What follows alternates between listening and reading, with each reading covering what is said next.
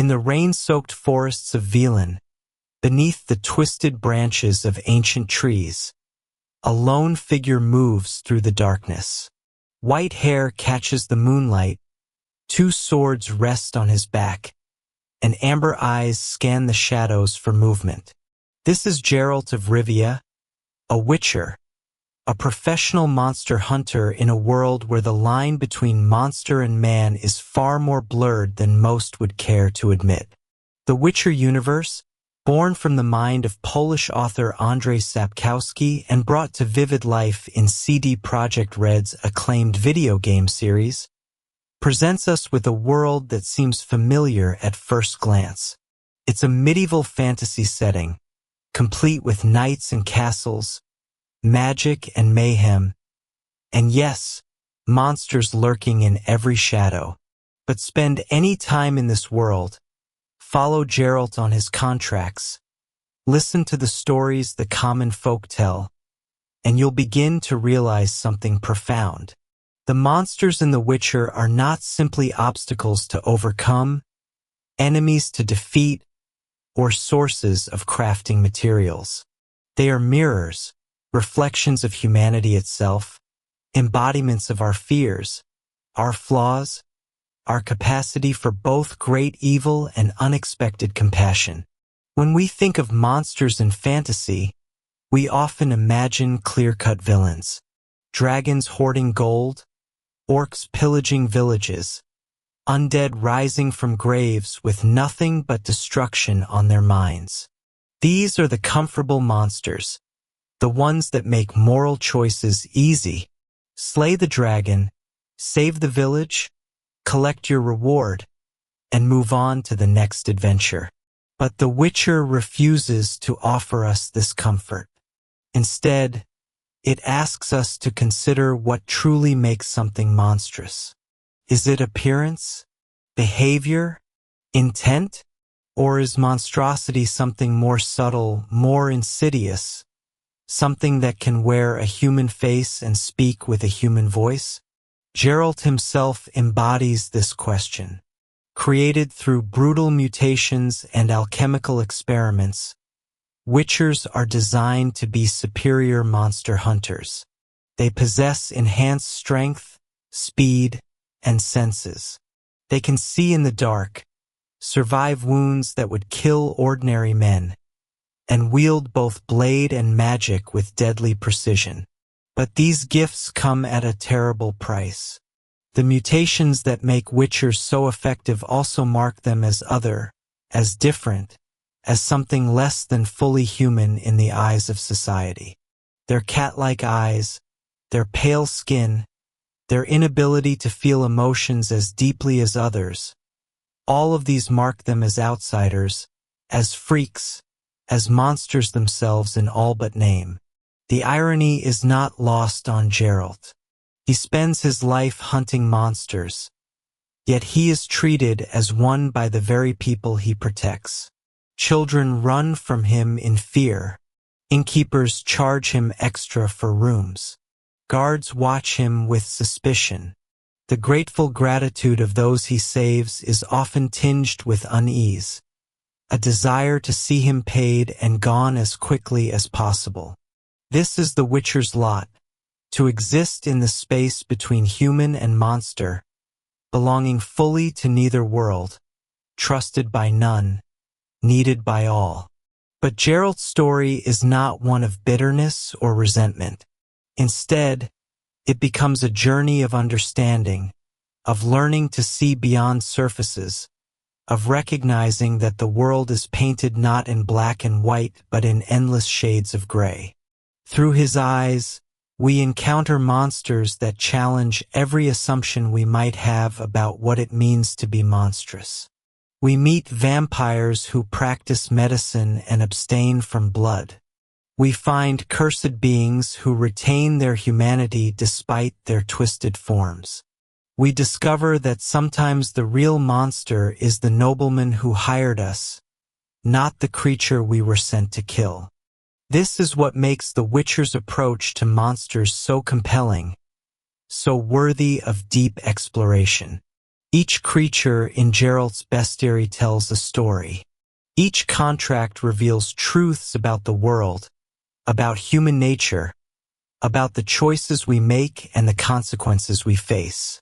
The monsters are not just challenges to overcome, they are narrative devices, philosophical questions given form and fong, invitations to examine our own assumptions about good and evil, about justice and mercy, about what we owe to those who are different from us.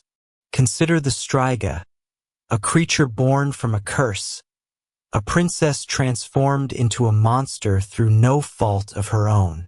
Or the higher vampires, beings of immense power and intelligence who choose how they interact with the world, some becoming healers and philosophers, others succumbing to their darker natures. Think about the Leshens, ancient guardians of the forest who protect nature from human encroachment, their violence a response to ecological destruction. Reflect on the Crones, twisted beings who offer help to desperate villagers while exacting terrible prices. Their evil undeniable, yet their role in the community complex and deeply rooted. Each of these monsters, and dozens more besides, carries within it layers of meaning.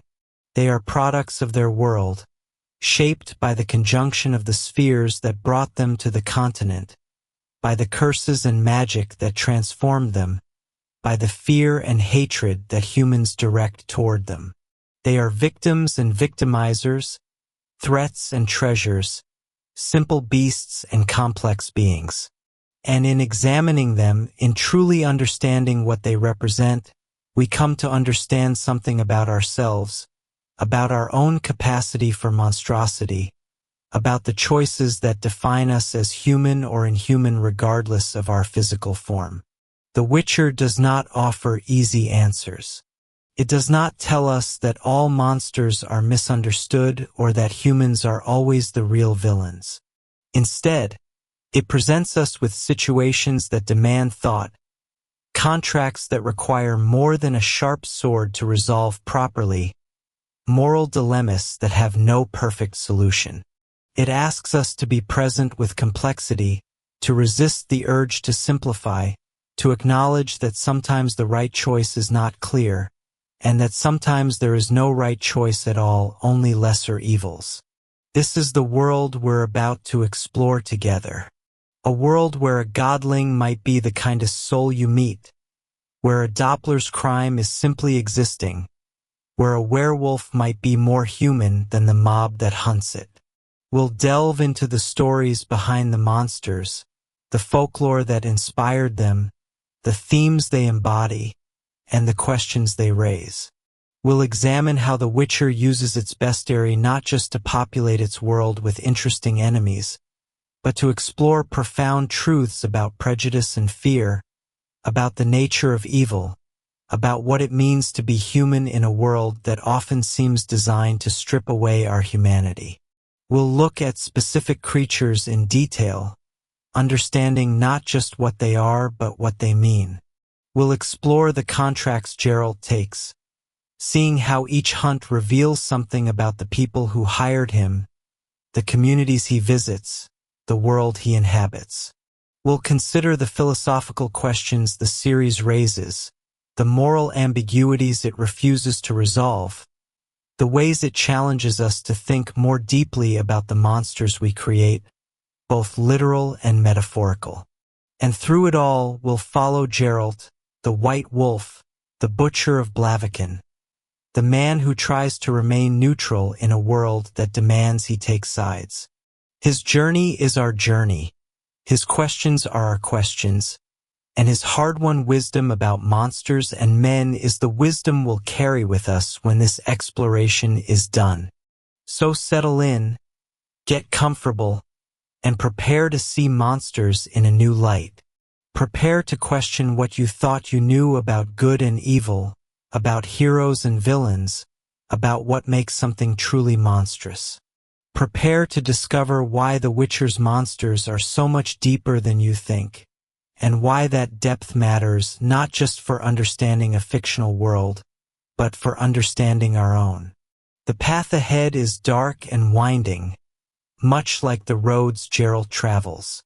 But if we're patient, if we're willing to look beyond the surface, if we can resist the urge to draw our swords at the first sign of something different, we'll find that the monsters have much to teach us.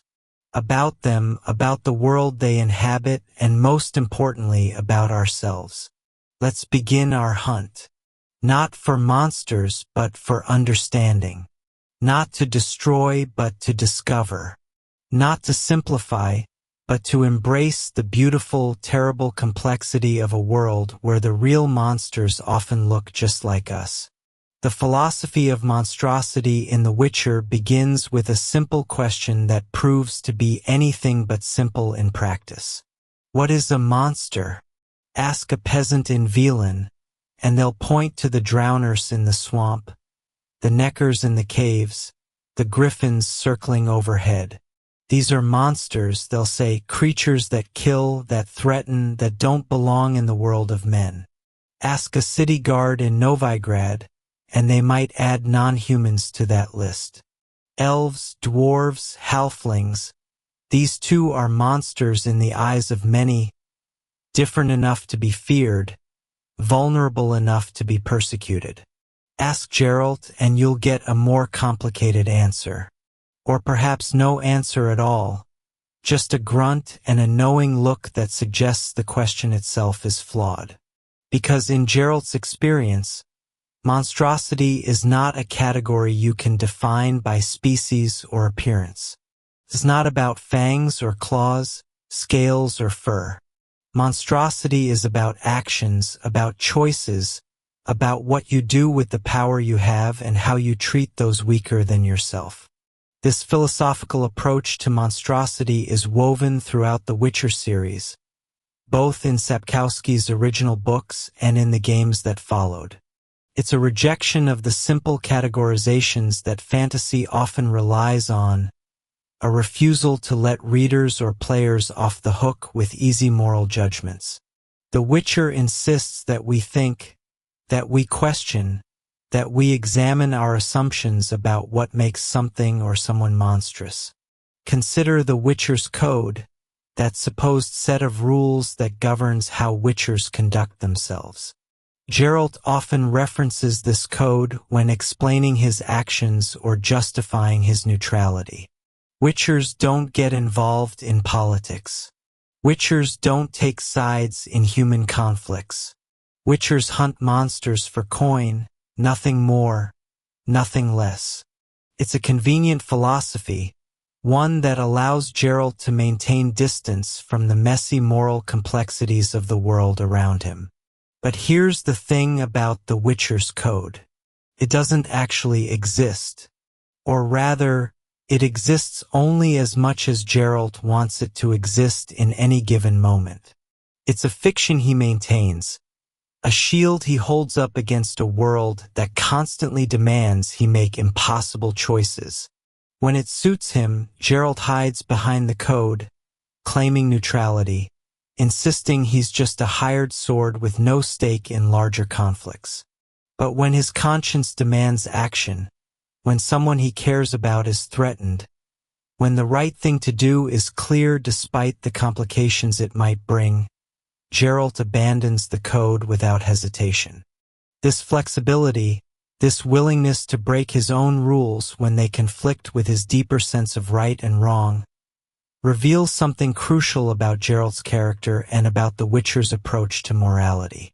The code is not a rigid set of laws but a guideline, a starting point for ethical reasoning that must be adapted to specific circumstances.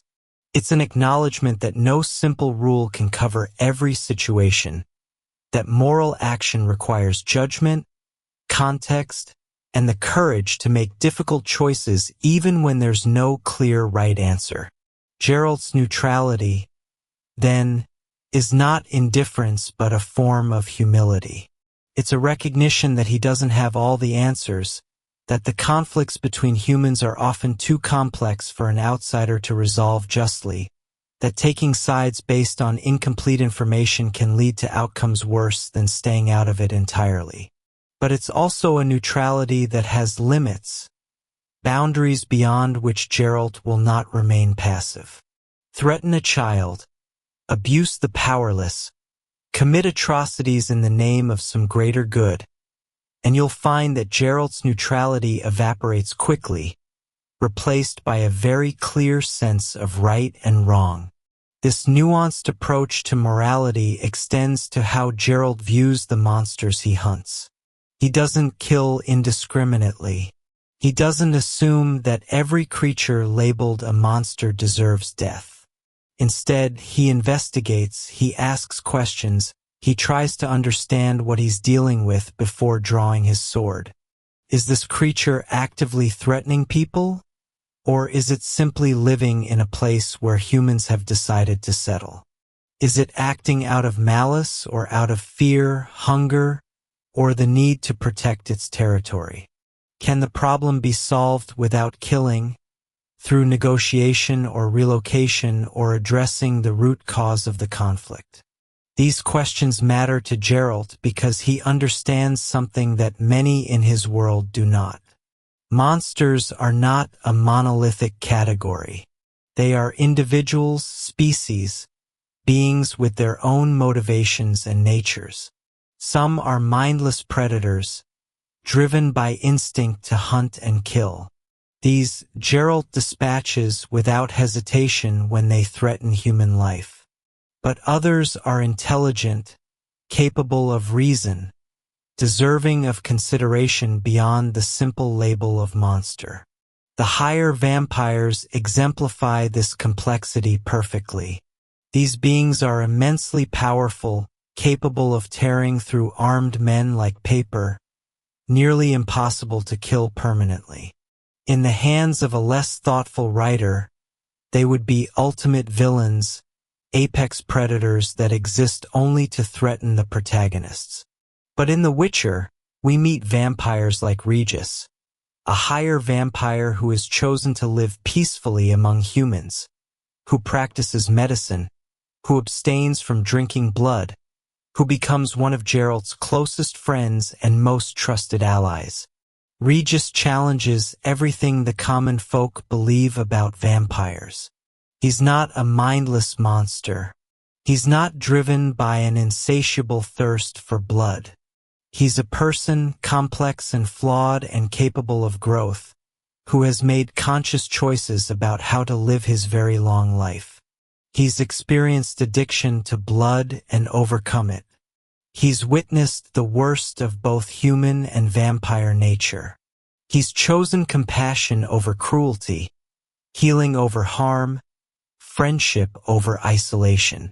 And yet, Regis is still a vampire. He still possesses the power to kill with terrifying ease. He still exists outside human society, unable to fully integrate despite his best efforts. He's still viewed with suspicion and fear by those who know what he is. His monstrosity, in the eyes of the world, is not determined by his actions but by his nature, by what he is rather than who he chooses to be. This tension between nature and choice is central to The Witcher's philosophy of monstrosity. Are we defined by what we are or by what we do? If a vampire chooses to live peacefully, to help rather than harm, does that make them less of a monster? If a human chooses cruelty, exploitation, and violence, does that make them more of one? The Witcher suggests that monstrosity is not an inherent quality but a moral category, one that applies to actions and choices rather than to species or appearance. Geralt himself is living proof of this principle. He's been mutated, transformed into something other than fully human. He possesses abilities that mark him as different, as dangerous, as monstrous in the eyes of many. Children are taught to fear witchers, to see them as necessary evils at best. And yet, Geralt's actions throughout the series demonstrate a deep humanity, a capacity for compassion and sacrifice that many of the fully human characters lack. He protects the innocent, even when there's no profit in it. He shows mercy to creatures that others would kill without thought. He forms deep friendships, loves deeply if not always wisely, and struggles with moral questions in ways that reveal a rich inner life. His mutations may have changed his body, may have altered his emotional responses, but they haven't destroyed his humanity. If anything, his position as an outsider, as someone who exists between human and monster, gives him a unique perspective on both. This perspective allows Geralt to see what others miss. He recognizes that the merchant who hires him to kill a monster might be a bigger threat to his community than the creature itself.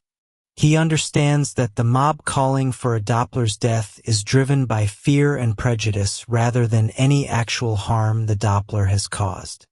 He knows that the line between monster and man is not drawn by species but by behavior, by the choices we make and the values we uphold. The Witcher's world is full of examples that reinforce this philosophy. We encounter humans who commit atrocities that no monster could match. War crimes, slavery, torture, genocide, all perpetrated by beings who would never be classified as monsters in the traditional sense. We meet non-humans and creatures who display kindness, loyalty, and self-sacrifice that put human behavior to shame. We see that the real danger often comes not from the things that look monstrous but from the monstrous things that people do. This is not to say that The Witcher romanticizes monsters or suggests that all creatures are misunderstood. There are plenty of beings in Geralt's world that are genuinely dangerous, that kill without remorse, that cannot be reasoned with or redeemed. Neckers swarm and devour. Drowners drag victims into the water. Fiends gore and trample.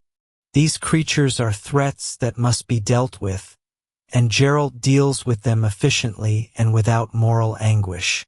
But even with these more straightforward monsters, The Witcher often adds layers of complexity.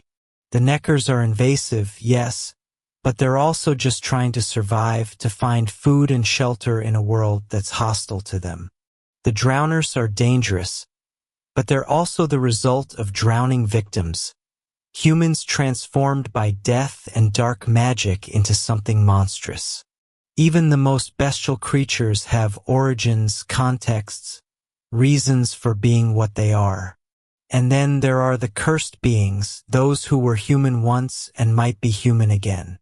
The Striga, the werewolf, the wight, these are not monsters by choice but by circumstance, victims of curses or diseases that have transformed them against their will. They retain some spark of their former humanity, some possibility of redemption or cure. Killing them might be the easy solution, but it's not always the right one.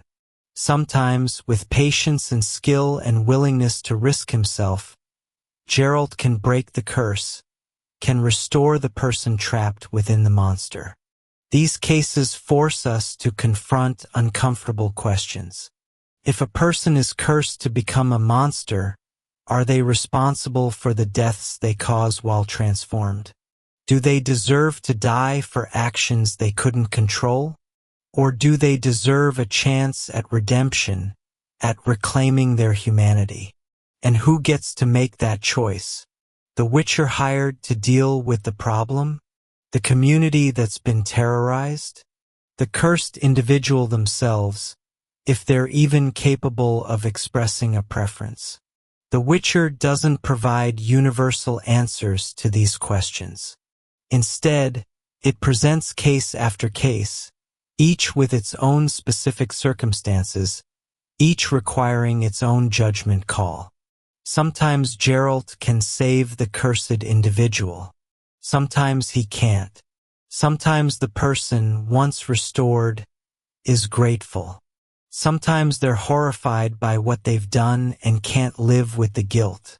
Sometimes the community welcomes them back. Sometimes they're driven out or killed despite being cured.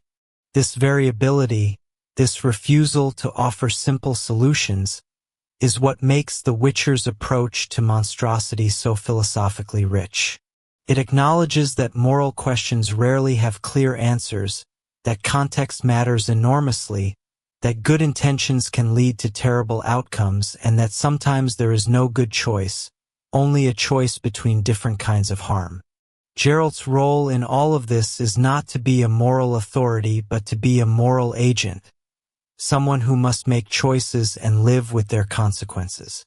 He brings his experience, his knowledge of monsters and magic, his combat skills, and his alchemical expertise.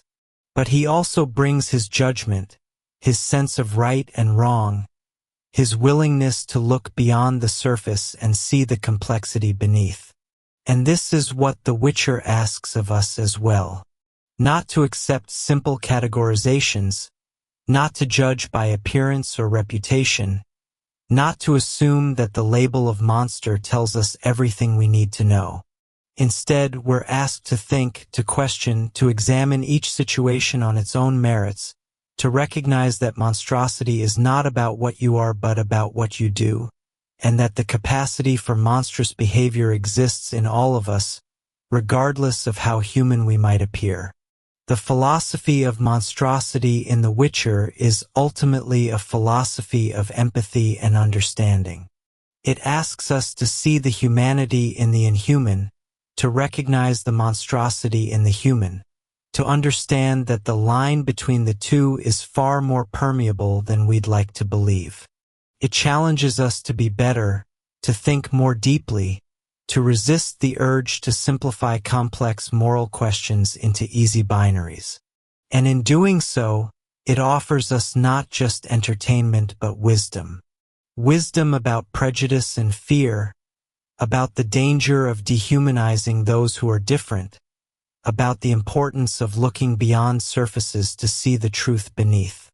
Wisdom that applies not just to a fictional world of magic and monsters but to our own world, where the monsters we create through our fear and hatred are often far more dangerous than any creature of fang and claw could ever be. This is the foundation upon which all of the Witcher's monster stories are built. This understanding that monstrosity is complex, that it cannot be reduced to simple categories, that it requires thought and judgment and the courage to make difficult choices. With this foundation in place, we can now turn to specific monsters, specific stories, specific examples of how The Witcher uses its bestiary to explore profound truths about the world and about ourselves. Let's begin with one of the most iconic monsters in the Witcher universe.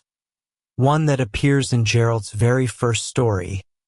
One that perfectly embodies the themes we've been discussing. Let's talk about the Striga and about Princess Ada, and about what it means to be cursed. The Striga is perhaps the most tragic of all monsters in The Witcher's bestiary. Not because of what it does, though its violence is terrible and its victims many. Not because of what it looks like, though its twisted form is the stuff of nightmares. But because of what it represents, the loss of humanity, the transformation of innocence into horror, the curse that steals not just life but identity itself. Princess Ada's story begins before she's even born, in the royal court of Temeria, where King Foltest harbors a forbidden love for his own sister. This incestuous relationship, hidden from the court, results in a pregnancy that should never have been. When Ada the Elder dies in childbirth, a curse falls upon the infant, transforming her into a Striga, a creature of pure hunger and rage that emerges from its crypt each night to hunt and kill. For years, the Striga terrorizes the capital.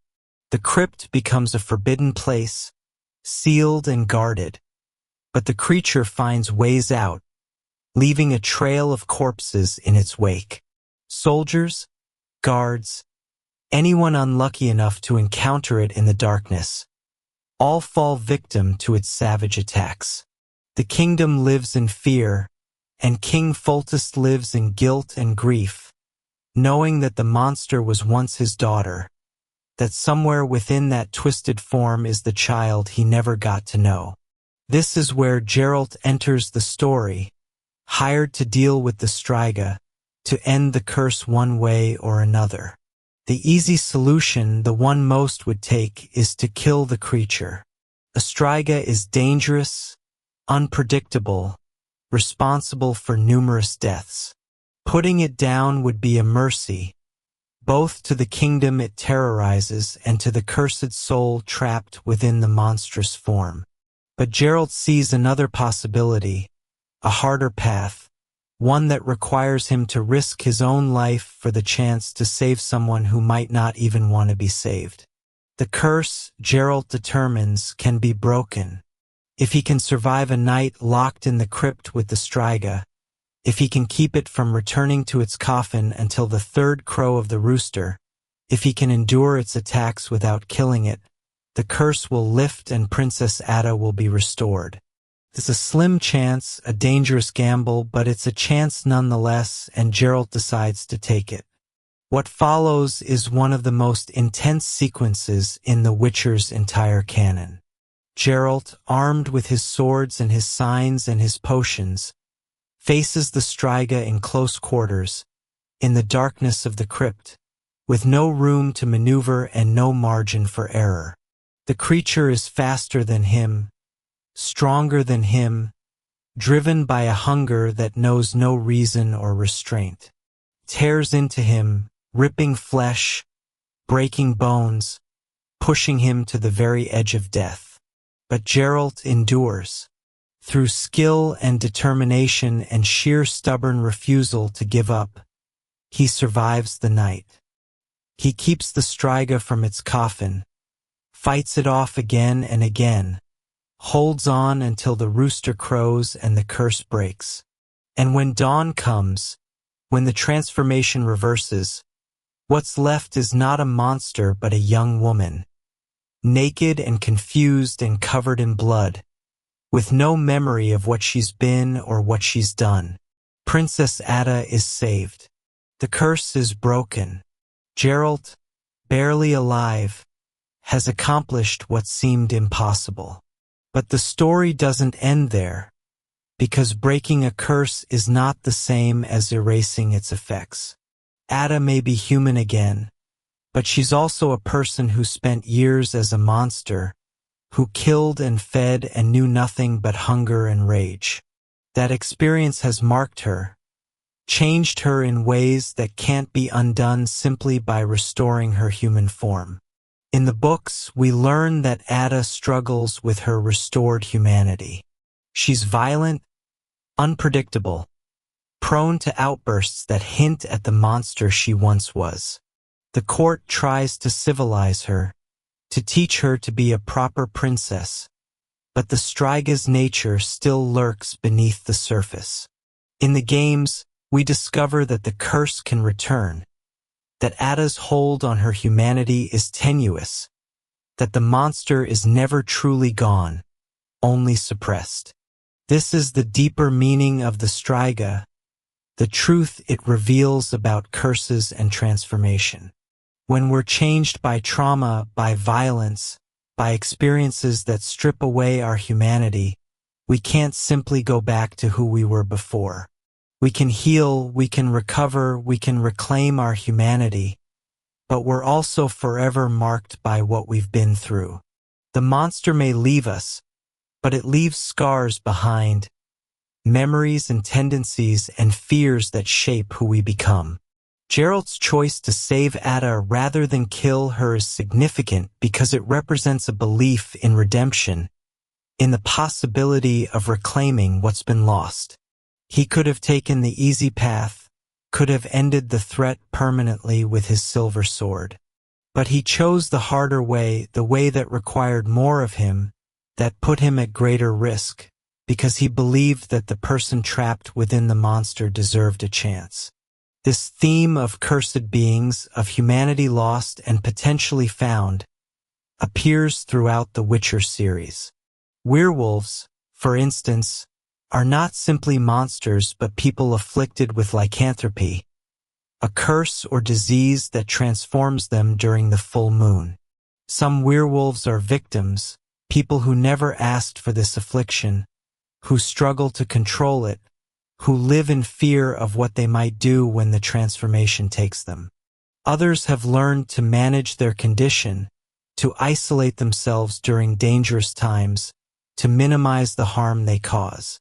And then there are those who embrace their werewolf nature, who see it not as a curse but as a gift, who use their enhanced strength and senses for their own purposes, whether noble or selfish. The Witcher doesn't present a single narrative about werewolves but multiple narratives, each reflecting different responses to the same condition, each raising different moral questions. If a werewolf kills while transformed, are they responsible for those deaths? Should they be executed for crimes they committed while not in control of their actions? Or should they be helped, treated, given the means to prevent future transformations? And what if they don't want to be cured? What if they value what the curse gives them more than they fear what it takes away? These questions have no easy answers, and The Witcher doesn't pretend they do. Instead, it presents case after case, each different, each requiring its own judgment. Sometimes Geralt helps cure a werewolf, freeing them from their curse. Sometimes he kills one that's too dangerous to be allowed to live. Sometimes he simply walks away, deciding that the situation is too complex for him to resolve, that the werewolf and their community must find their own solution. The wight is another example of a cursed being, though one less commonly encountered. A wight is created when someone is cursed to live in isolation, cut off from human contact, slowly transforming into something monstrous. The curse feeds on loneliness, on the absence of human connection, turning the victim into a creature that both craves and fears contact with others. In one memorable quest in The Witcher 3, Geralt encounters a wight who was once a young woman, cursed for a perceived slight, condemned to live alone in a crumbling manor. Over the years, the curse has transformed her, made her monstrous in appearance and behavior. But beneath the monster is still a person, someone who remembers what it was like to be human, who longs for connection even as the curse makes such connection impossible. Geralt can break this curse, but doing so requires him to share a meal with the wight, to treat her as a person rather than a monster, to show her the basic courtesy and respect that the curse has denied her for so long. It's a simple act, sitting down to dinner with someone, but in the context of the curse, it's transformative. The wight's humanity is restored not through violence or magic but through human connection, through being seen and treated as a person deserving of dignity. This is a powerful statement about what it means to be human, about how our humanity is not just an inherent quality but something that's maintained through our connections with others, through being recognized and valued and treated with respect. The wight's curse worked by denying her these things, by isolating her so completely that she forgot what it meant to be human. Breaking the curse required restoring that connection, proving that she was still worthy of human company, still deserving of basic kindness. All of these cursed beings, the Striga, the werewolf, the wight, they share a common thread. They are people who have been transformed into monsters, who have lost their humanity through no fault of their own or through mistakes they made, who exist in a state between human and monster, capable of being either or both depending on circumstances and choices. They challenge us to think about what humanity means, about whether it's something that can be lost and found, about how we should treat those who have been transformed by forces beyond their control. They ask us to consider the role of compassion in dealing with those who are dangerous, the possibility of redemption for those who have done terrible things, the importance of looking beyond the monstrous exterior to see the person who might still exist within. And they remind us that transformation is not always permanent, that curses can be broken, that humanity can be reclaimed. But they also show us that such reclamation is not simple, that the scars of transformation remain, that being restored to human form doesn't erase the experience of having been a monster. This complexity, this refusal to offer simple solutions or easy redemption, is what makes The Witcher's treatment of cursed beings so compelling. It acknowledges the tragedy of transformation while also insisting on the possibility of hope. It shows us monsters who deserve our compassion without pretending that compassion alone is enough to solve the problem. It asks us to hold multiple truths at once, to see both the monster and the person, to recognize that sometimes the right choice is to save and sometimes it's to kill, and that knowing which is which requires wisdom, judgment, and the courage to act on our convictions. From cursed beings, we turn now to creatures who are not transformed humans but beings of a different nature entirely, beings who challenge our assumptions about monsters in different ways.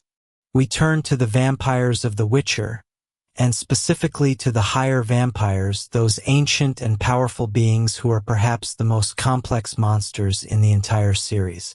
Vampires in The Witcher are not a single species, but a category containing multiple distinct types of creatures. At the bottom of the hierarchy are the lesser vampires, mindless or near-mindless creatures like garkins and fletters, driven by hunger for blood, dangerous but not particularly intelligent. These are the vampires that most closely match the traditional monster archetype, creatures that hunt and kill and must be destroyed to protect human life. But then there are the higher vampires, and they are something else entirely.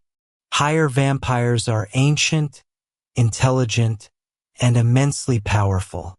They can take human form, walk among mortals undetected, live for thousands of years. They possess strength and speed that make them nearly unstoppable in combat. They can regenerate from almost any wound, making them effectively immortal.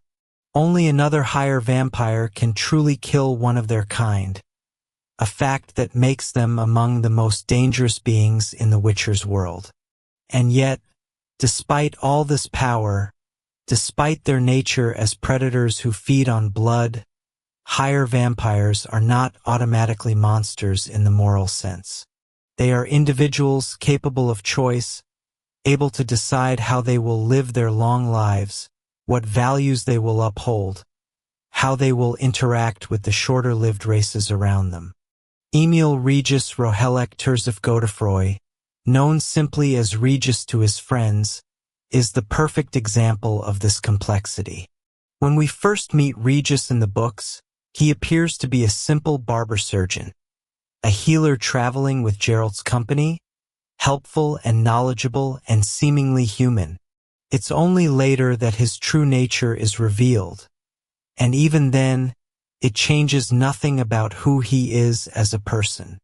Regis is a higher vampire who has chosen to live peacefully among humans. He practices medicine, using his extensive knowledge of anatomy and healing to help those in need. He abstains from drinking blood, having overcome what he describes as an addiction in his youth. He's cultured, philosophical, fond of good conversation and fine wine. He becomes one of Geralt's closest friends, a trusted companion who risks his life repeatedly to help others. In Regis, we see a vampire who has rejected the predatory nature that his species is known for.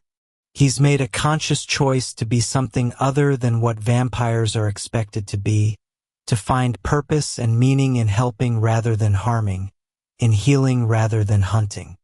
His abstinence from blood is not easy for him. It's a constant discipline, a choice he makes every day, but it's a choice he's committed to because he believes it's right.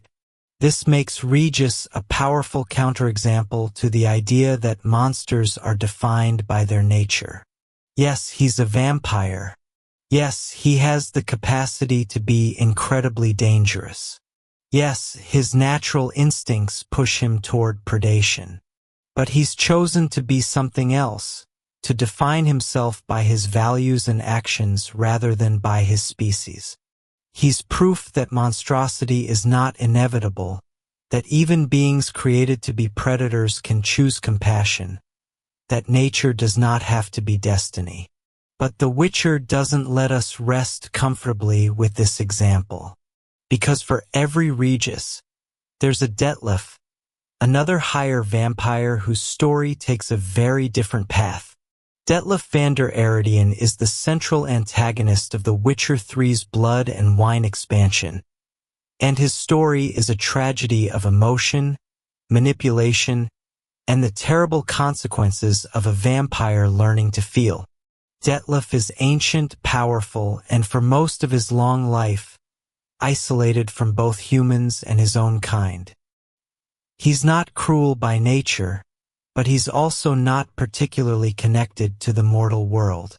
He exists in a state of detachment, observing humanity from a distance, neither helping nor harming in any significant way.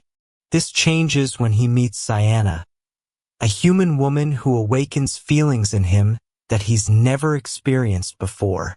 For a being who has lived for centuries in emotional isolation, the experience of love is overwhelming.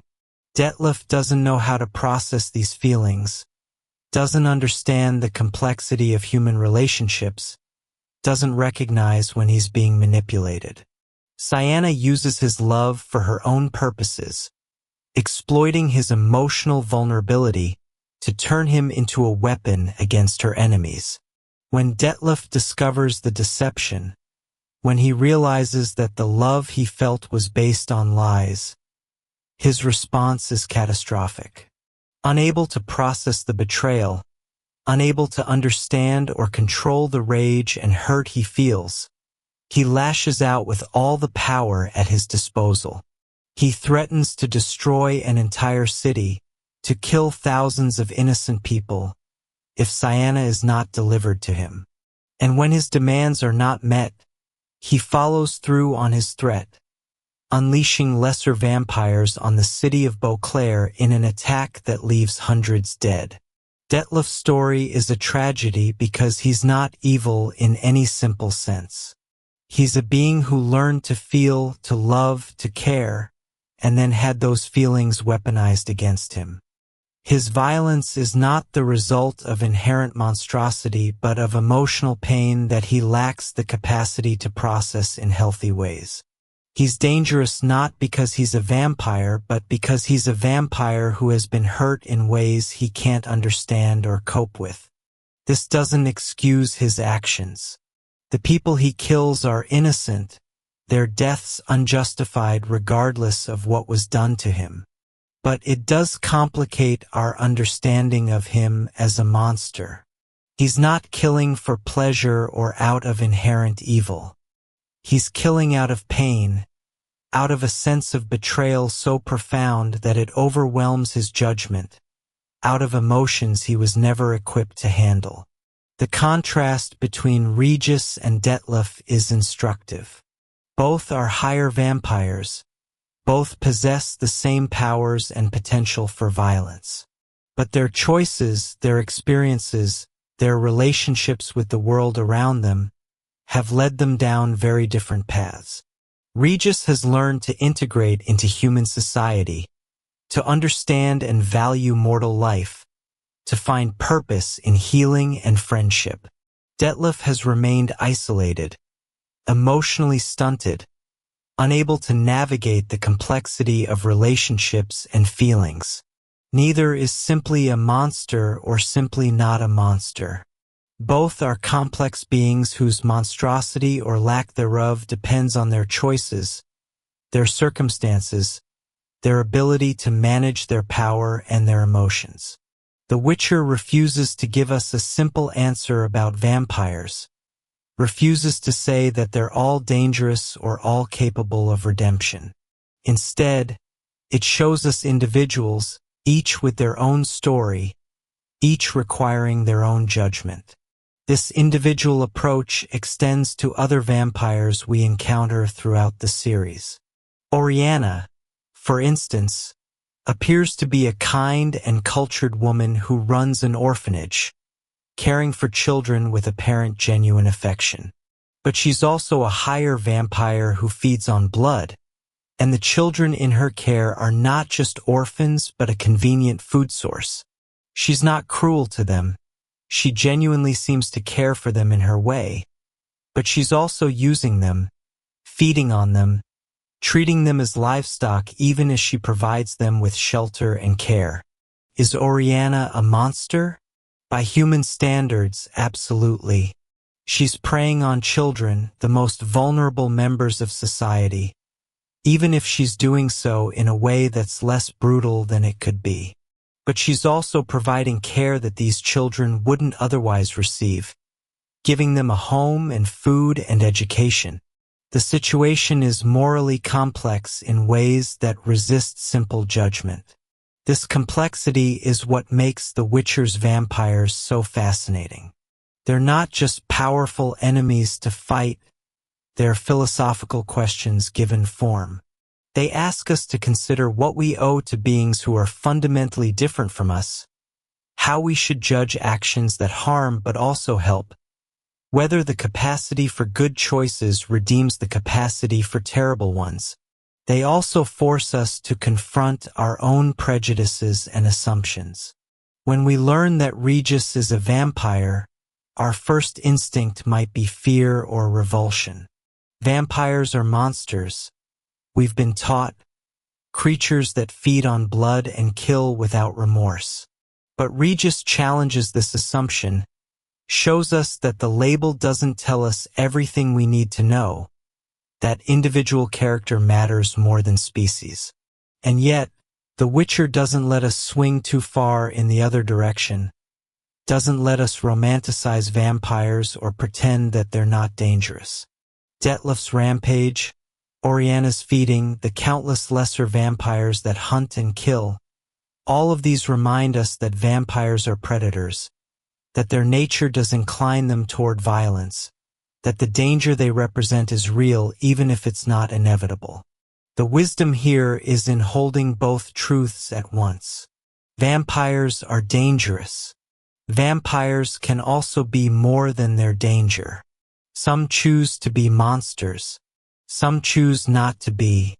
And some, like Dettlaff, are pushed into monstrosity by circumstances and emotions they can't control.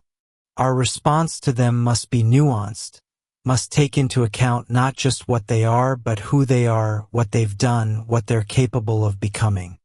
Geralt's relationships with vampires embody this nuanced approach. He's friends with Regis, trusts him completely, values his counsel and his company. But he's also killed countless lesser vampires and would kill a higher vampire if necessary to protect innocent life. He doesn't judge vampires as a category but as individuals, and his actions toward them reflect this individual assessment. This is the lesson that The Witcher's vampires teach us. That intelligence and power don't automatically confer wisdom or morality. That beings capable of great harm can also be capable of great good. That the choices we make define us more than the nature we're born with. And that understanding the complexity of others, seeing them as individuals rather than as representatives of a category, is essential to making just and wise decisions about how to interact with them. From the philosophical complexity of vampires, we turn now to monsters of a different sort, creatures that are less about individual choice and more about the relationship between humanity and the natural world. We turn to the ancient guardians of the forest, to the spirits of nature given terrible form, to the Leshens, and to what they reveal about the cost of civilization and the price of progress. The Leshen is a creature of the deep forest, an ancient being that predates human settlement, that remembers when the woods stretched unbroken across the land, when nature ruled and humanity was just another animal struggling to survive. Tall and gaunt, with a body that seems to be made from the forest itself, branches and roots and bark twisted into a vaguely humanoid form, the Leshen is both guardian and embodiment of the wild places, a spirit of nature given terrible physical form. Leshens are territorial, fiercely protective of their forests, hostile to any who would harm the trees or disturb the natural order. They command the animals of the forest, using wolves and bears and crows as their eyes and weapons. They can disappear into the trees, teleporting from one spot to another, making them nearly impossible to track or corner. And they are ancient, some having existed for centuries or even millennia, witnessing the slow encroachment of human civilization into their domains. In many ways, the Leshen represents nature's response to humanity's expansion. As humans cut down forests to build settlements, as they hunt the animals and clear the land for farming, as they push deeper and deeper into the wild places, the Leshen pushes back. It kills those who venture too far into its territory, who cut down its trees, who threaten the balance it exists to maintain. From the Leshen's perspective, it is defending its home, protecting the forest from invaders who would destroy it. But from the human perspective, the Leshen is a monster, a threat to their survival, an obstacle to progress and prosperity. The forest is not sacred to them, it's a resource to be exploited, land to be cleared and used. The animals the Leshen commands are pests or prey, not sacred charges to be protected. The conflict between human and Leshen is not a conflict between good and evil, but between two different ways of existing in the world, two different sets of values that cannot easily coexist. This conflict is explored beautifully in one of The Witcher 3's most memorable quests, In the Heart of the Woods. In this quest, Geralt is called to the village of Fairlund, where an ancient Leshen has become a source of division in the community. The elder villagers, led by a man named Geralt, view the Leshen as a protector, a sacred being that has watched over their village for generations. They make offerings to it, respect its territory, live in harmony with the forest according to old traditions. But the younger villagers, led by Geralt's own son Sven, see things differently. They view the Leshen as a threat, a monster that restricts their ability to expand, to hunt, to use the forest's resources as they see fit. They want it killed, want to be free of the old restrictions, want to embrace a more modern way of life that doesn't require appeasing forest spirits. Geralt finds himself caught between these two perspectives, asked to make a choice that will determine not just the Leshen's fate, but the village's future. If he sides with Geralt and the elders, he must find a way to appease the Leshen, to restore the balance that has been disrupted by the younger generation's disrespect. If he sides with Sven and the younger villagers, he must kill the Leshen, freeing the village from its influence but also severing their connection to the old ways. Neither choice is clearly right. The Elder's way preserves tradition and maintains harmony with nature, but it also restricts growth and keeps the village bound to old superstitions. The younger generation's way offers freedom and progress, but it also means destroying something ancient and sacred, breaking a relationship that has existed for centuries. And there's a darker layer to the conflict. Sven's desire to kill the Leshen is not purely about progress or freedom. It's also about power, about asserting his authority over his father and the elders, about breaking free from traditions he sees as oppressive. His methods are ruthless, willing to sacrifice others to achieve his goals, revealing that his vision of the future is not necessarily more moral than the past he's trying to escape. This is the deeper meaning of the Leshens, the truth it reveals about humanity's relationship with nature. The Leshens is not evil, it's simply protecting what it values, defending its territory against those who would destroy it. But it's also inflexible, unable or unwilling to adapt to changing circumstances, to find a way to coexist with the humans who now share its forest. The humans, for their part, are not evil either. They're trying to survive, to build lives for themselves and their families, to use the resources available to them. But in doing so, they're destroying something irreplaceable, severing connections to the natural world that once sustained them, replacing harmony with exploitation. The Leshens forces us to confront uncomfortable questions about progress and preservation, about what we lose when we prioritize human needs over all else, about whether there's a way to advance without destroying. It asks us to consider the cost of civilization, the price we pay for comfort and security, the things we sacrifice in the name of growth. And it reminds us that nature is not passive, that it pushes back against those who would harm it, that the balance we disrupt has consequences. The Leshens' violence is not random or malicious, it's reactive, a response to human encroachment, a defense of territory and values that predate human civilization. This environmental theme runs throughout The Witcher, appearing in various forms and through various monsters. The Fiend, for instance, is a massive creature that lives in ancient forests, a being of such size and power that it shapes the ecosystem around it. When humans hunt fiends to extinction in certain areas, the forest changes, becomes less diverse, loses something essential. The Fiend is not just a monster but a keystone species, its presence necessary for the health of the entire forest. Similarly, the Griffin, while dangerous to humans who venture into its territory, plays a crucial role in controlling populations of other creatures, in maintaining the balance of the ecosystem. Killing a griffin might make an area safer for human travel, but it also disrupts the natural order, leading to overpopulation of prey species, degradation of the environment, unintended consequences that ripple outward. The Witcher doesn't preach about environmentalism, doesn't offer simple solutions to the conflict between human needs and environmental preservation.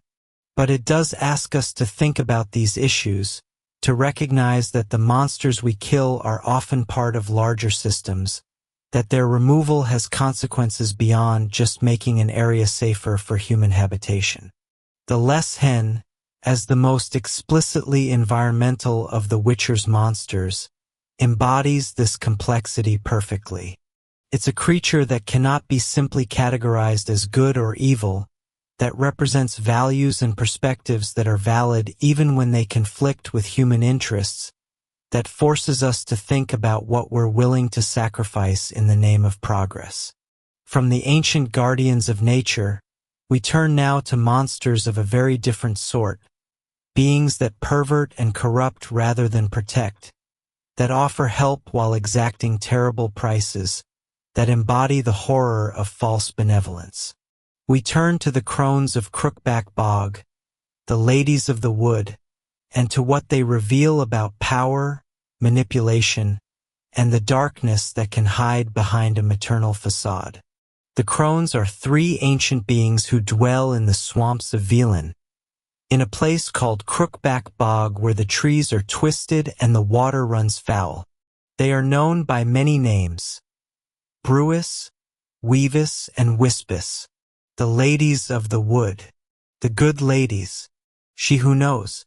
To the desperate people of Vilan, they are sources of help, beings who can grant wishes, cure diseases, solve problems that seem unsolvable.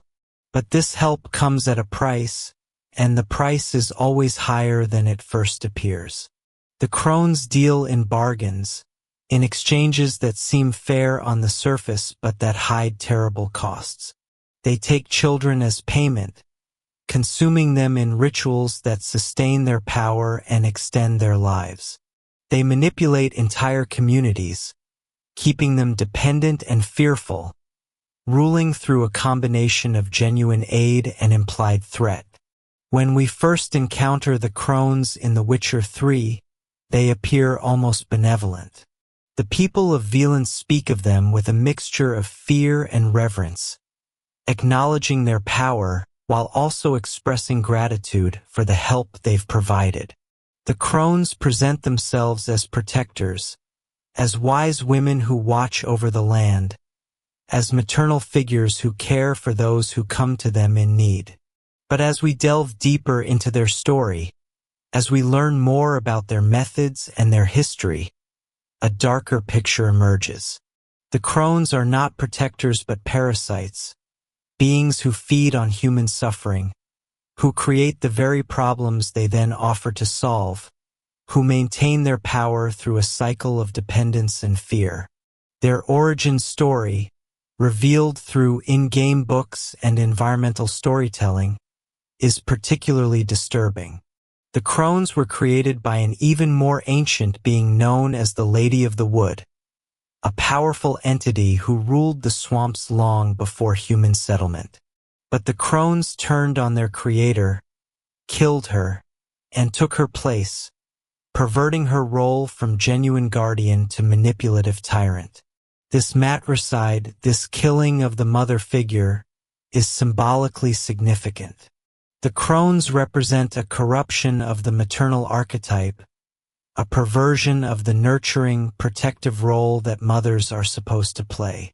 They offer care and help, yes, but it's care that comes with strings attached, help that binds rather than frees, protection that's really just another form of control.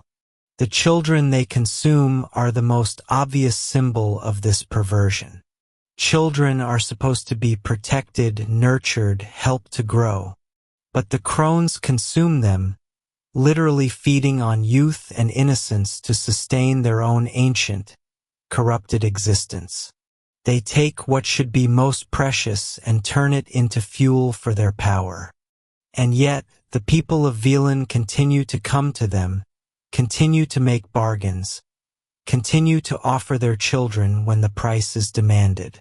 Why? Because they're desperate, because they have nowhere else to turn, because the Crones have made themselves indispensable through centuries of manipulation and control. The Crones have created a system where they are both the problem and the solution, where people must come to them because the Crones themselves have ensured there's no other option. This is the deeper horror of the Crones, not their appearance, though they are grotesque, not their power, though they are formidable, but their method of control. They rule through dependence, through making themselves necessary, through offering help that creates more need for help. They are the abusive parent who hurts their child and then comforts them, the manipulator who creates problems and then positions themselves as the only solution. The quest involving the Crones and the orphans of Crookback Bog is one of the most morally complex in The Witcher 3. Geralt discovers that the Crones are keeping orphan children, ostensibly caring for them, but actually fattening them up to be consumed. He's given a choice. Free the children by releasing a powerful spirit trapped in a tree, or leave them to their fate. The spirit offers to save the children if Geralt frees it. But there's a catch. The spirit is itself dangerous, imprisoned for good reason, and releasing it will have consequences beyond just saving the orphans. If Geralt frees the spirit, the children are saved, but the spirit goes on to cause destruction elsewhere, killing innocents in a nearby village. If Geralt refuses, the children are consumed by the Crones, but the spirit remains imprisoned and the village is spared. There is no good choice here, only a choice between different kinds of harm.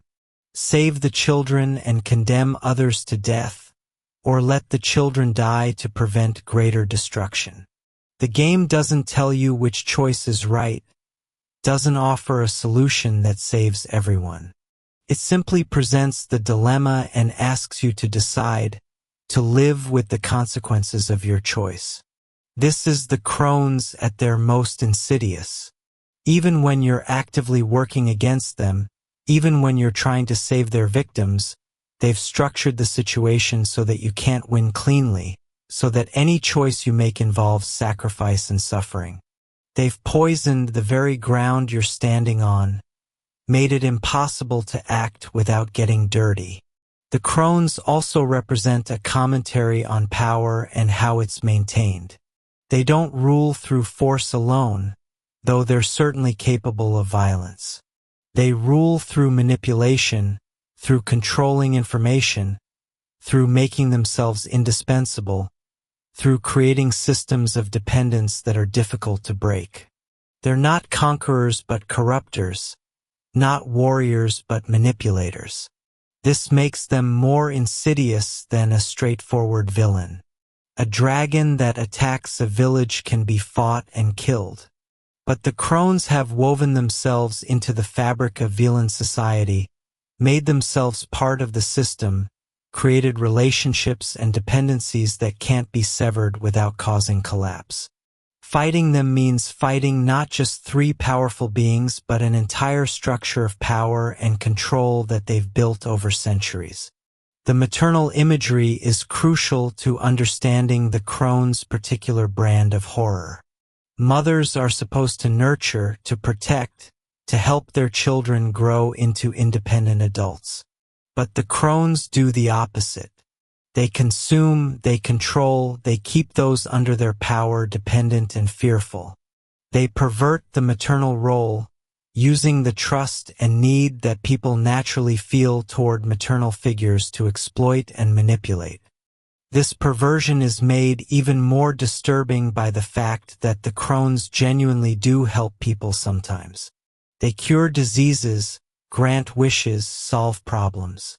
Their aid is real, not illusory. But it's aid that comes with hooks, that creates obligation, that binds the recipient to the Crones in ways that are difficult to escape. It's the help of the abuser, the kindness that's really just another form of control. The Crones cannot be reasoned with, cannot be reformed, cannot be anything other than what they are.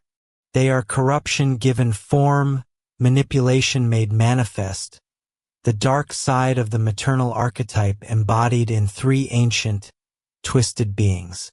Fighting them is not about defeating a monster but about breaking a system of control, about freeing people from dependence, about destroying something that has made itself seem necessary. And even in defeat, even when Geralt kills them, the Crones leave scars. The people they've controlled don't suddenly become free and independent. The systems they've created don't simply disappear. The damage they've done, the children they've consumed, the lives they've twisted, all of that remains. Defeating the Crones is necessary, but it's not a clean victory, not a simple triumph of good over evil. It's the messy, complicated work of trying to undo centuries of manipulation and control. From the corrupted maternal figures of the Crones, we turn now to monsters of a very different sort, beings that challenge our assumptions not through their evil but through their innocence, not through their power but through their vulnerability. We turn to the Godlings, the sylvans, the dopplers, and all the creatures that are labeled monsters not because of what they do but simply because of what they are. The Godling is perhaps the clearest example of a creature that's called a monster but that embodies nothing monstrous. Godlings are small, childlike beings that inhabit urban areas, living in cellars and abandoned buildings, surviving on scraps and offerings. They're mischievous but not malicious, playful but not harmful. They might steal small items, play pranks, make noise at night, but they don't hurt people, Don't threaten anyone. Don't do anything that would justify the fear and hatred directed toward them. And yet, Godlings are hunted, driven out, killed, simply because they're different, because they're not human, because people don't understand them and fear what they don't understand. In The Witcher 3, Geralt encounters a Godling named Sarah who lives in a cellar in Novigrad, surviving on food left by a kind-hearted woman. Sarah is innocent, friendly, eager for company, delighted when Geralt treats her with kindness rather than hostility. But Sarah is also in danger, because the people of Novigrad, whipped into a frenzy of fear and hatred by the witch hunts sweeping the city, see her as a monster to be destroyed. Never mind that she's never hurt anyone. Never mind that she's just a child trying to survive. Never mind that she's more victim than threat. She's not human, and in the climate of fear that grips Novigrad, that's enough to condemn her.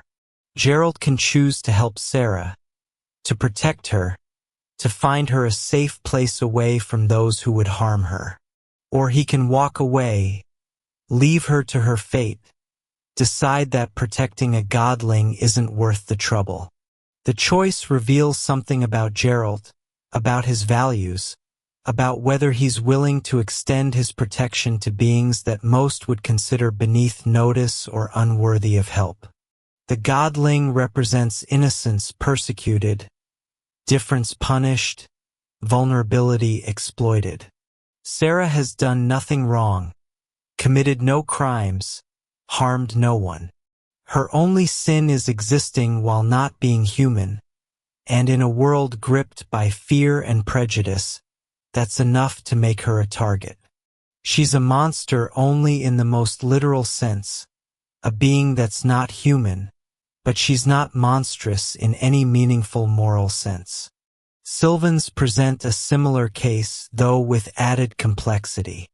Sylvans are goat-like beings, intelligent and capable of speech, who live in forests and generally keep to themselves. They're not aggressive by nature, not particularly dangerous, content to live their lives away from human settlements. But they're also not above stealing from humans when the opportunity presents itself, taking food or valuables that catch their eye. This thievery, minor as it is, gives humans an excuse to hunt sylvans, to label them as monsters, to justify violence against them. Never mind that the sylvan's theft is usually motivated by hunger or need. Never mind that humans have encroached on sylvan territory and disrupted their traditional ways of life. Never mind that the punishment far exceeds the crime. The sylvan is different, is other, and that makes it acceptable to kill. In one quest, Geralt encounters a sylvan accused of theft and assault. The humans want the sylvan dead, want Geralt to hunt it down and kill it. But when Geralt investigates, he discovers that the situation is more complicated than it first appeared. The sylvan did steal, yes, but only food and only because it was starving.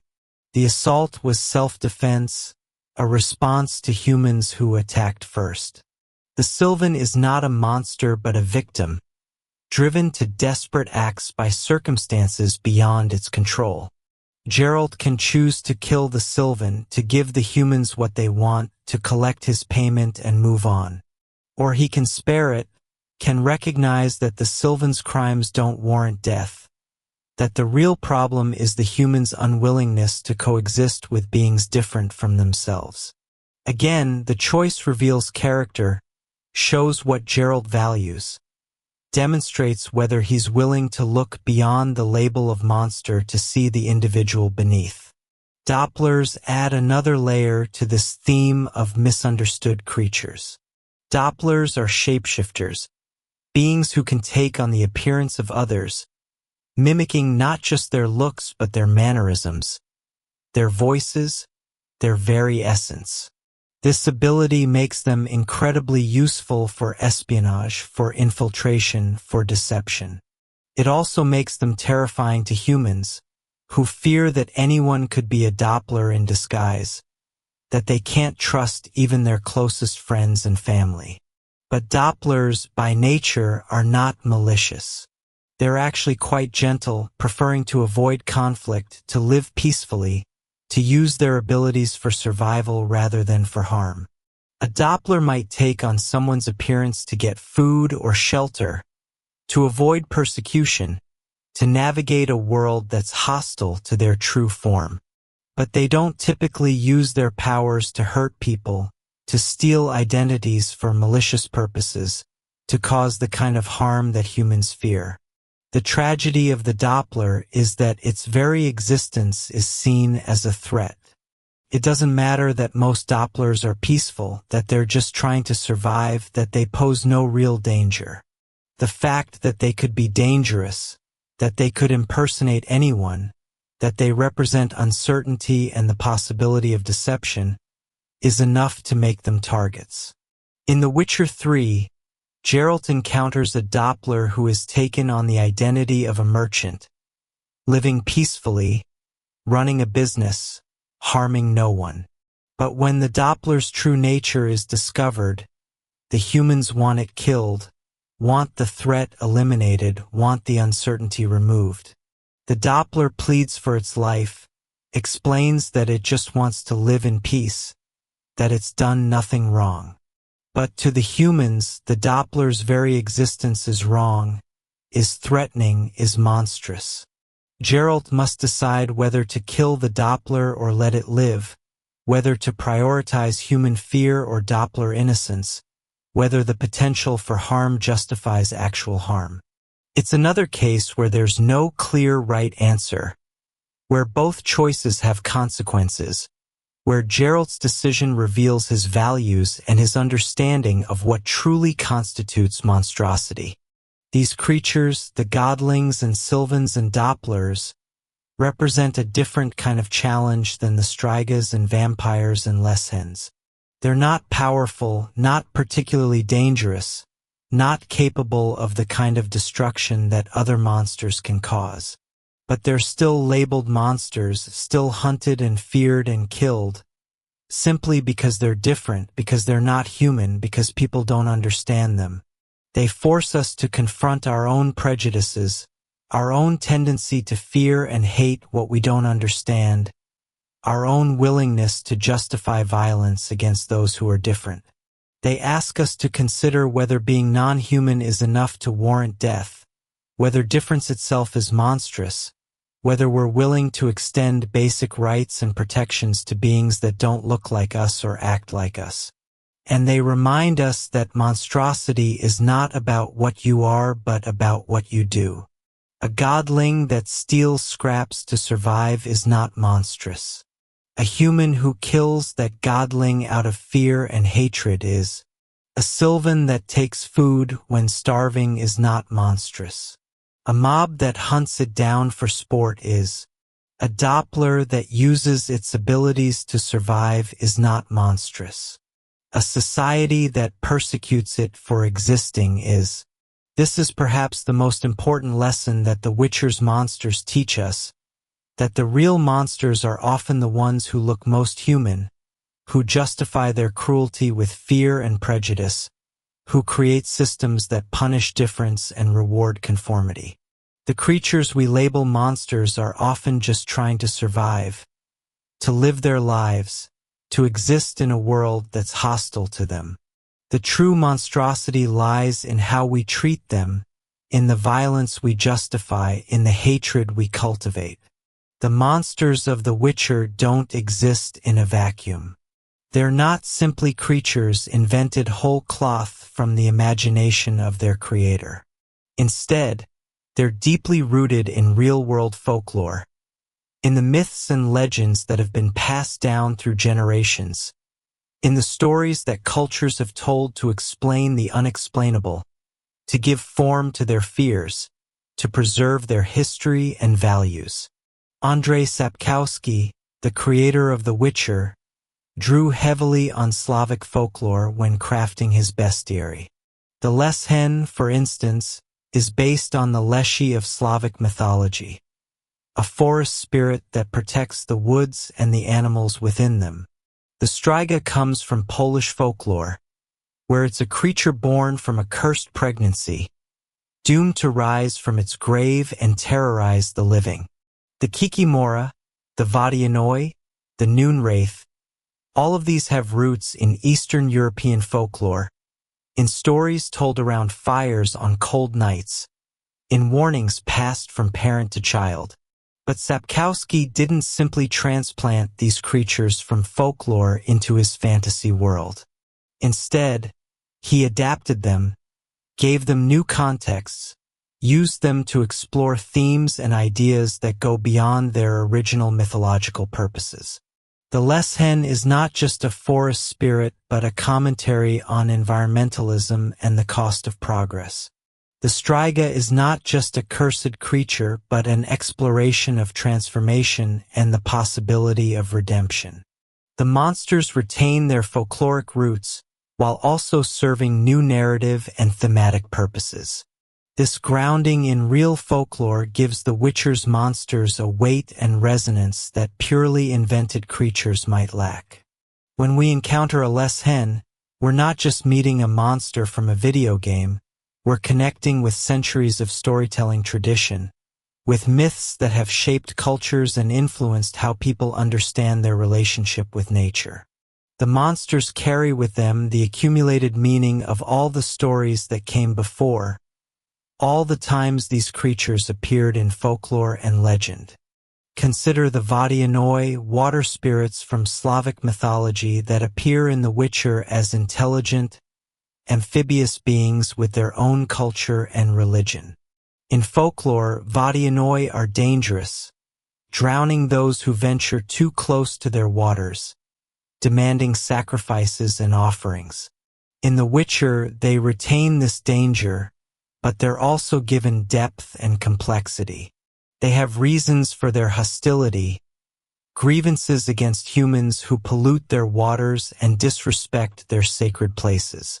They're capable of negotiation, of making peace, of coexisting with humans if their concerns are addressed.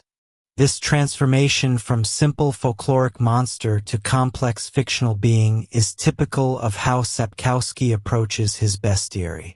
He respects the source material, maintains the essential character of the creatures, but also expands on them, gives them agency and motivation, makes them more than just obstacles or threats.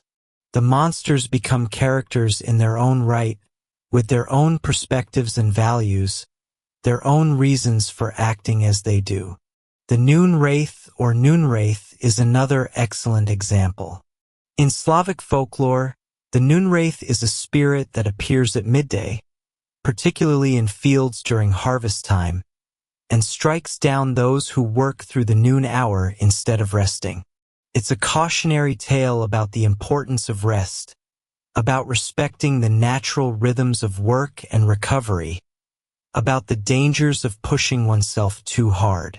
In The Witcher, Noon Wraiths retain this connection to midday and to fields, but they're given tragic backstories. They're often women who died violently, particularly brides who were killed on their wedding days. Their joy and hope transformed into rage and sorrow. They're not just punishing those who work at noon, they're lashing out at a world that took everything from them, that cut short their lives and their happiness. This added depth doesn't contradict the folklore, it builds on it, gives it new layers of meaning. The Noon Wraith is still dangerous, still appears at noon, still haunts fields and open spaces. But now it's also a tragedy, a victim as much as a threat, a being whose monstrosity is born from trauma and loss.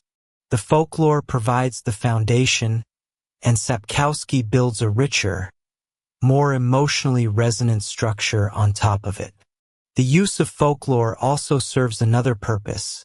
It connects The Witcher to a broader tradition of storytelling, to the ways that cultures have always used monsters to explore human concerns. Monsters in folklore are rarely just monsters. They're embodiments of fears, representations of natural forces, warnings about behavior, explanations for phenomena that people didn't understand. The Striga in Polish folklore, for instance, is connected to fears about childbirth, about infant mortality, about the dangers that threaten mothers and babies in times when medical knowledge was limited and death in childbirth was common. The creature embodies these fears, gives them a form that can be talked about, stories that can be told to process the anxiety and grief that surrounded pregnancy and birth. In The Witcher, the Striga retains this connection to birth and death, to the vulnerability of children, to the fears that surround new life. But it also becomes a story about curses and redemption, about whether those who have been transformed can be saved, about the price of forbidden love and the consequences of breaking taboos. The folkloric foundation supports a more complex narrative structure, one that speaks to contemporary concerns while still honoring the traditional story. This interplay between folklore and fiction, between traditional stories and new interpretations, is one of the things that makes The Witcher's monsters so rich and layered. They're not just game mechanics or plot devices, they're connections to a living tradition of storytelling, to myths that have shaped how people understand the world, to legends that continue to resonate because they speak to fundamental human experiences and concerns. The monsters also serve as cultural memory, preserving stories and beliefs that might otherwise be lost. In our modern world, many people have lost connection with the folklore of their ancestors, with the stories that were once passed down through generations. The Witcher, by incorporating these creatures and making them central to its narrative, helps preserve and popularize this folklore, introducing new audiences to myths and legends they might never have encountered otherwise. When players encounter a Leshens in The Witcher 3, some of them will go on to research the Leshens of Slavic mythology, to learn about the original folklore, to discover the rich tradition of forest spirit stories in Eastern European culture. The game becomes a gateway to cultural knowledge, a way of keeping old stories alive in new forms, of ensuring that the myths and legends of the past continue to have relevance and meaning in the present. This cultural preservation is not just about maintaining tradition for its own sake. The stories that folklore tells, the lessons it teaches, the fears and hopes it expresses, these remain relevant. The Leshens story about the conflict between human expansion and environmental preservation speaks to contemporary concerns about climate change and habitat destruction. The Strigas story about transformation and redemption speaks to ongoing questions about justice and rehabilitation. The monsters carry wisdom from the past that applies to the present. From the cultural roots of monsters in folklore, we turn now to monsters of a different origin, beings that were not born from nature or curse or myth but created deliberately, through science and magic, through experiments and mutations, through the hubris of those who thought they could improve on nature. We turn to the created monsters, and to the uncomfortable truth that sometimes the real monsters are the ones we make. Witchers themselves are the most obvious example of created monsters. They are humans, or were once, children taken young and subjected to brutal trials and mutations designed to transform them into superior monster hunters. The process is agonizing, deadly to most who undergo it, and those who survive are changed fundamentally, made into something other than fully human. The mutations give witchers their enhanced abilities, their cat-like eyes that can see in the dark, their increased strength and speed, their resistance to toxins and diseases, their extended lifespans. But these gifts come at a terrible cost. Witchers are sterile, unable to have children. Their emotions are muted, making it difficult for them to feel as deeply as normal humans. They're marked as different, as other, subject to fear and prejudice wherever they go. And the process that creates them is morally horrifying. Children are taken, often without their consent or the consent of their families, subjected to trials that kill more than they transform, mutated in ways that can't be undone.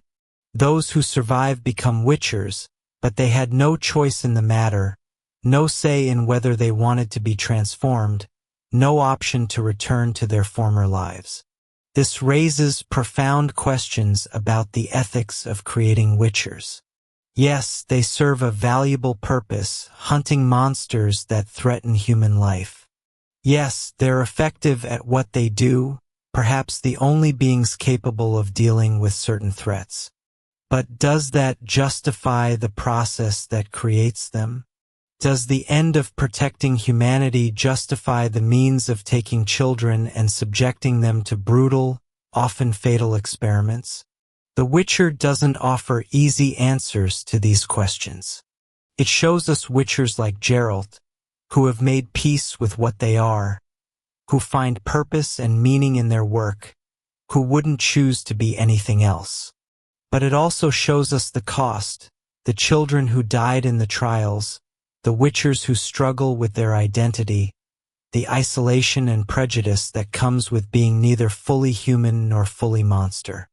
Geralt himself embodies this ambiguity. He's a hero saving lives, protecting the innocent, doing work that few others could do. But he's also a product of a system that's fundamentally exploitative, that takes children and transforms them without their consent, that creates beings who exist to serve human needs while being treated as less than human themselves. The Witchers are monsters created to fight monsters, and in that creation, uncomfortable truths are revealed about what humans are willing to do in the name of safety and security. We're willing to take children and subject them to torture. We're willing to create beings who are neither human nor monster and then treat them as both when it suits us. We're willing to benefit from their service while denying them basic respect and dignity. This theme of created monsters extends beyond witchers. The conjunction of the spheres, the event that brought monsters to the continent, was itself a kind of creation, a merging of different realities that introduced beings that didn't belong, that couldn't naturally exist in this world. The monsters that came through the conjunction are not native to the continent. They're invasive species, brought here by forces beyond anyone's control, forced to adapt to a world that's foreign to them. This reframes how we think about monsters. They're not inherently evil or wrong. They're just beings trying to survive in a world they didn't choose to inhabit. The drowners and neckers and griffins, they didn't ask to be brought to the continent, didn't choose to compete with humans for resources and territory. They're victims of circumstance as much as they are threats, displaced beings struggling to find their place in an alien world. The experiments of mages add another layer to the theme of created monsters. Throughout The Witcher, we encounter creatures that were made deliberately products of magical experimentation, beings created to serve some purpose or to satisfy some curiosity. These created beings are often more dangerous than natural monsters because they combine the worst aspects of magic and nature, because they're designed to be threats, because they lack the natural balance that keeps most creatures in check. The golem, for instance, is a magical construct created to serve as a guardian or warrior, animated by magic and bound to follow commands. In theory, golems are useful, powerful servants that can protect valuable locations or fight in battles without risking human life. In practice, they're dangerous, prone to going rogue, to interpreting their commands in destructive ways, to becoming threats themselves. This is the danger of created monsters. They don't have the natural limitations that evolution imposes. A natural predator is kept in check by the availability of prey, by competition with other predators, by the balance of the ecosystem. A created monster has no such limitations. It's designed for a specific purpose without regard for how it fits into the larger world. And when it breaks free of its intended purpose, the results can be catastrophic. The theme of created monsters is ultimately a warning about hubris, about the dangers of playing God, about the unintended consequences of trying to improve on nature or create beings to serve our purposes. Every created monster in The Witcher is a testament to the fact that we can't fully control what we create, that our creations often escape our intentions, that the monsters we make can turn on us in ways we never anticipated. Witchers hunt monsters, but they are themselves monsters, created by humans, subject to human prejudice, used by humans for human purposes. The irony is not lost on Geralt or on the player. In hunting monsters, Geralt is confronting beings that are, in many ways, like himself, created or displaced or cursed, trying to survive in a world that fears and hates them.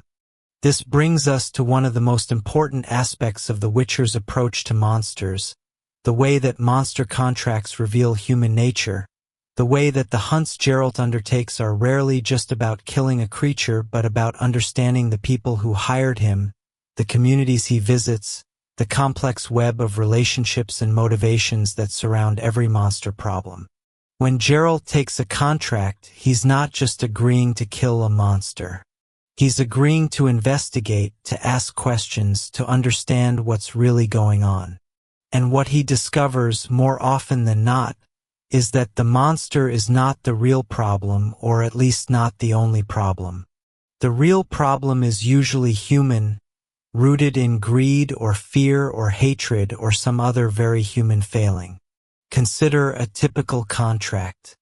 A village is being terrorized by a monster, people are dying, and the village elder hires Geralt to deal with the threat. Geralt investigates, tracks the monster, learns about its behavior and its lair. But he also talks to the villagers, learns about their relationships, discovers the tensions and conflicts that exist within the community. And often what he finds is that the monster problem is connected to a human problem. Maybe the monster is there because humans destroyed its natural habitat, forcing it to hunt near the village. Maybe it's seeking revenge for a wrong done to it or its kind. Maybe it's being controlled or manipulated by someone in the village for their own purposes.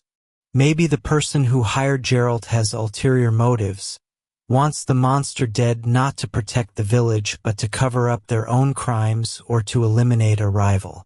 The contract becomes a mystery, a detective story where the monster is just one piece of a larger puzzle. Geralt must figure out not just how to kill the creature but whether killing it is even the right solution, whether there's a deeper problem that needs to be addressed, whether the person who hired him can be trusted. This approach transforms monster hunting from a simple gameplay loop into a narrative device for exploring human nature. Each contract is a story about the people involved, about their motivations and their secrets, about the choices they've made and the consequences they face. The monster is important, but it's not the point. The point is what the monster reveals about the humans around it. In one memorable contract, Geralt is hired to kill a succubus, a demon that supposedly seduces men and drains their life force. The contract seems straightforward, a dangerous monster that needs to be eliminated. But when Geralt investigates, he discovers that the succubus is not the villain of the story. She's a sex worker, providing a service to men who seek her out willingly, harming no one. The real villain is the man who hired Geralt, a religious zealot who wants the succubus dead not because she's dangerous but because he disapproves of her profession, because her existence challenges his moral views. He's using Geralt as a weapon to enforce his beliefs, to eliminate someone he sees as sinful, regardless of whether she's actually harming anyone. Geralt can choose to kill the succubus, to complete the contract as agreed, to collect his payment and move on. Or he can refuse, can recognize that the succubus is not a monster in any meaningful sense, that the real monster is the man who wants her dead.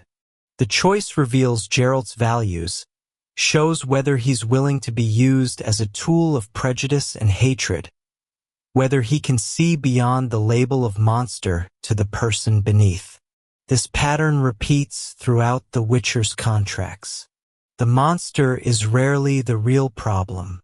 The real problem is human greed, human fear, human hatred, human willingness to use violence to solve problems that don't require violence.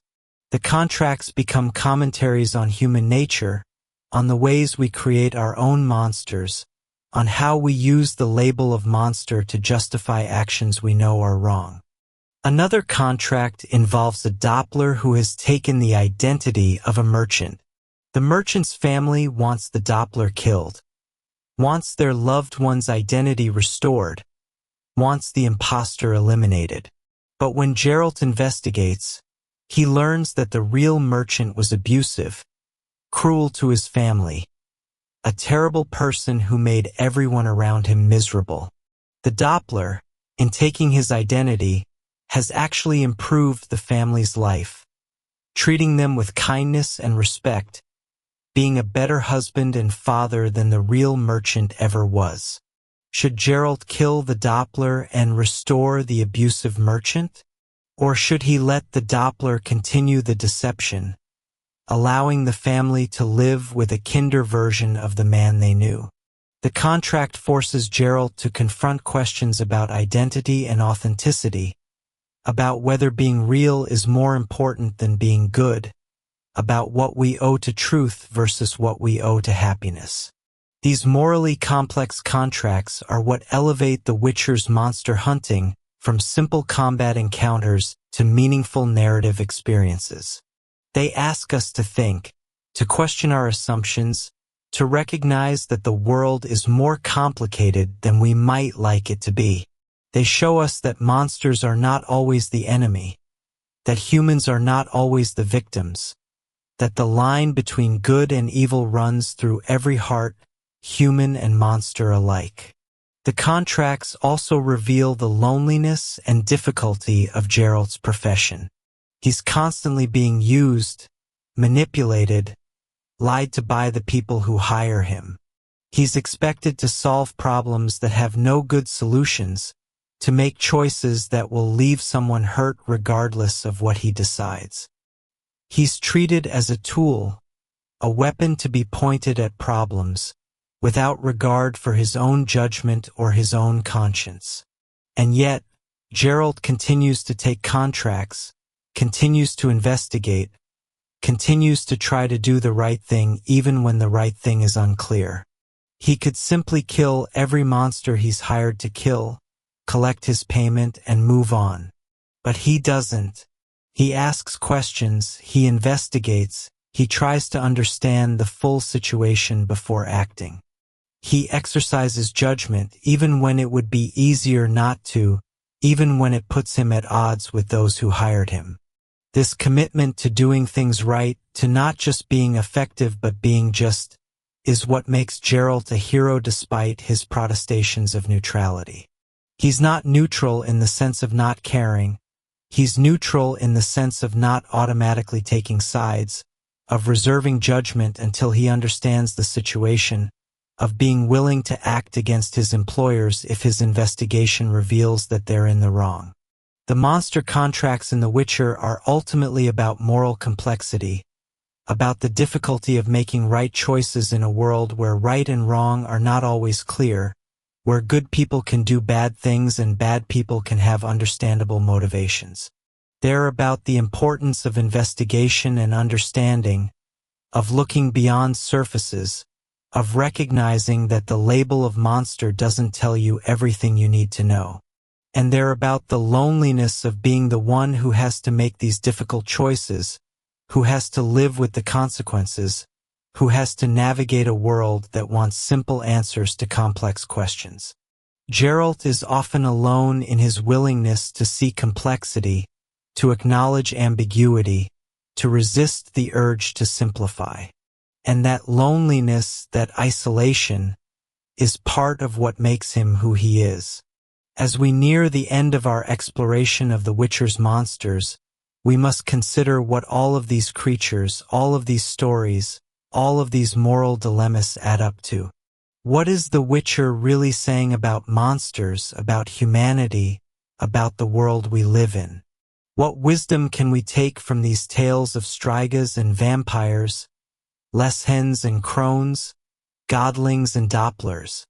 The central insight, the core truth that runs through every monster story in The Witcher, is this: monstrosity is not about what you are but about what you do. It's not about appearance or species or nature. It's about choices and actions and values. A vampire can choose compassion. A human can choose cruelty. The capacity for monstrosity exists in all of us, and the capacity for humanity exists even in those we label monsters. This insight challenges us to look beyond categories, beyond labels, beyond the easy judgments that allow us to divide the world into us and them, good and evil, human and monster. It asks us to see individuals, to recognize complexity, to understand that every being has a story, has motivations, has reasons for being what they are and doing what they do. It doesn't ask us to excuse evil or to pretend that all monsters are misunderstood. Some creatures are genuinely dangerous, genuinely harmful, genuinely deserving of being stopped. But it does ask us to investigate, to understand, to make sure we know what we're dealing with before we act. It asks us to be thoughtful rather than reactive, to be just rather than simply effective. The Witcher's monsters also serve as mirrors, reflecting back to us our own flaws and fears, our own capacity for cruelty and kindness, our own struggles with identity and belonging and purpose. When we see Geralt grappling with what it means to be a Witcher, to be neither fully human nor fully monster, we're invited to consider our own identities, our own sense of belonging, our own experiences of being different or other. When we see the persecution of Godlings and dopplers and sylvans, we're invited to reflect on our own prejudices, our own tendency to fear and hate what we don't understand, our own participation in systems that marginalize and harm those who are different. The monsters become teachers, showing us truths about ourselves that we might prefer not to see. And perhaps most importantly, the Witcher's monsters remind us that the world is complex, that simple answers are rarely sufficient, that moral clarity is often an illusion. They ask us to be comfortable with ambiguity, to accept that sometimes there is no right choice, only choices between different kinds of wrong. They ask us to be humble in our judgments, to recognize that we don't have all the answers, that our perspective is limited, that others might see things differently and have good reasons for doing so. This is wisdom that extends far beyond a fantasy world of magic and monsters. In our own world, we face constant pressure to simplify, to categorize, to divide people into good and bad, us and them. We're encouraged to make quick judgments, to trust our first impressions, to act on our fears and prejudices. The Witcher pushes back against this, insists that we slow down, that we investigate, that we think before we act. It reminds us that the people we label monsters are often just people trying to survive, trying to protect what they love, trying to find their place in a world that's hostile to them. It reminds us that the real monsters are often the ones who look most like us, who justify their cruelty with noble-sounding reasons, who create systems that harm while claiming to protect. And it reminds us that we all have the capacity for both monstrosity and humanity, that our choices define us more than our nature, that we can always choose to be better, to be kinder, to be more understanding, even when it's difficult, even when it costs us something. As we close this exploration, as we prepare to rest and reflect on what we've learned, I want to leave you with a challenge. In your own life, when you encounter those who are different, those who are labeled as other, those who are feared or hated or marginalized, I challenge you to ask questions before making judgments. I challenge you to investigate, to understand, to see the individual rather than just the category. I challenge you to recognize that monstrosity is not about what people are but about what they do, that the capacity for both good and evil exists in all of us, that our choices matter more than our nature. I challenge you to be thoughtful rather than reactive, to be just rather than simply effective, to be willing to see complexity even when simplicity would be more comfortable. The monsters of The Witcher have much to teach us, not just about fantasy worlds but about our own world, not just about fictional creatures but about real people, not just about games and stories but about life and how we choose to live it. They ask us to be better, to think more deeply, to resist the urge to simplify what is complex, to see the humanity in the inhuman and the monstrosity in the human. This is the gift that The Witcher offers us, wrapped in tales of monsters and magic, hidden in quests and contracts, revealed through the eyes of a Witcher who has learned, through long experience and hard-won wisdom, that the world is far more complicated than it first appears, and that this complexity, while challenging, is also what makes life rich and meaningful and worth engaging with fully. Thank you for joining me on this journey through The Witcher's bestiary, through its philosophy of monstrosity, through its exploration of what it means to be human in a world full of monsters. If you enjoyed this deep dive, please consider liking this video and subscribing to the channel for more explorations of the lore and themes of your favorite games. May you always look beyond the surface. May you always ask questions before making judgments. May you always recognize that the real monsters are often the ones we create through our fear and hatred. And may you never forget that the capacity for both monstrosity and humanity exists in all of us, and that our choices, more than anything else, determine which we become. Toss a coin to your Witcher and good night.